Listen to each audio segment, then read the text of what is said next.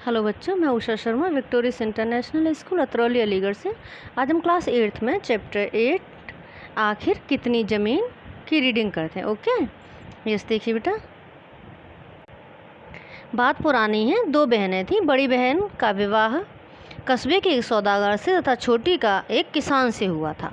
एक बार बड़ी बहन छोटी बहन के यहाँ आई। दोनों में बातें चली। बड़ी बहन अपने सुखमय जीवन की तारीफ करते हुए बोली, देखो हम शहर में कितने आराम से रहते हैं। बढ़िया कपड़े, तरह तरह खाने पीने की चीज़ें, तमाशे, थिएटर और बाग बगीचों की सैर। बड़ी बहन तारीफ करने लगी। छोटी बहन को बड़ी की बातें बिल्कुल नहीं भाई। वह बोली, तुम लोग सजी धजी रहती हो, तुम्हारे यहाँ आमदनी बहुत है, लेकिन एक रोज़ जब सब हवा हो जाए तो जीजी हम सीधे साधे जीवन बिताते हैं, पर चिंता फिक्र से तो छूटे हैं। बड़ी बहन ने ताना मारते हुए कहा, तुम्हें जीवन के आराम और आनंद का क्या पता। पेट तो जानवर भी भरते हैं, यह भी कोई ज़िंदगी है। छोटी बहन का किसान पति दीना घर के आंगन में खड़ा दोनों बहनों की बातें सुन रहा था। उसे लगा बात तो सही है। बचपन से धरती माँ की सेवा में जुटे रहे, कभी किसी चीज़ की परवाह नहीं की। बस मुश्किल तो यह है कि हमारे पास ज़मीन काफ़ी नहीं।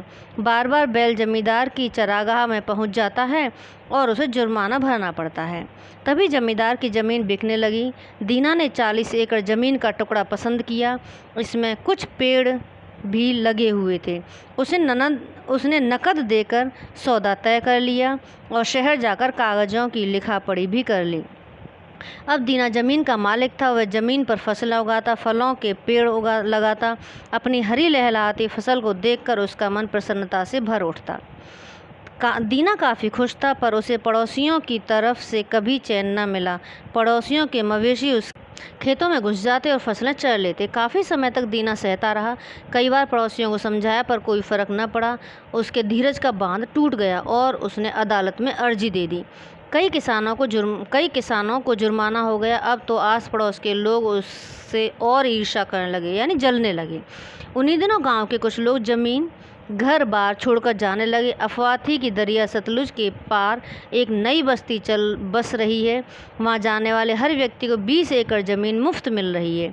दीना अपने पड़ोसियों से परेशान था। उसने सोचा, मैं भी वहां ज़मीन ले लूं तो ठीक रहेगा। एक दिन उसने एक परदेसी किसान को वहां से गुजरते देखा। दीना ने उसके ज़मीन के बारे में बात की। परदेसी ने बताया कि दरिया सतलुज के पास ज़मीन मुफ्त तो है, साथ ही इतनी बढ़िया कि उस पर गेहूं की पहली फसल हुई तो आदमी उसकी बालें गईं। तो नेक्स्ट पार्ट में बेटा